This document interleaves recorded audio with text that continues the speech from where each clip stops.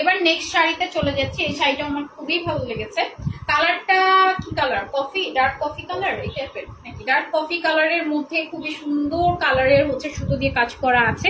এখানে দেখতেই পাচ্ছেন ইয়েলো আছে, খুব সুন্দর একটা মিষ্টি পিঙ্ক কালার আছে, খুবই সুন্দর। হ্যাঁ, পুরোটাই হচ্ছে খুব সুন্দর সুন্দর করে কাজ করা থাকছে। এই যে দেখেন একদম গর্জিয়াস একটা ওয়ার্ক করা, সি গর্জিয়াস ওয়ার্কের মধ্যে ফুল বডিতে ফুল শাড়িতে আপনার কাজ করা। কালারটা যে কি বলবো বলেন তো, এত বেশি সুন্দর লাগতেছে কালারটা না, খুবই নাইস লাগছে। পুরোটাই হচ্ছে খুব সুন্দর করে কাজ করা আছে, এখানে খুব সুন্দর করে কাজ করা থাকছে। মাশাআল্লাহ, অসম্ভব রকমের সুন্দর এই শাড়িটি।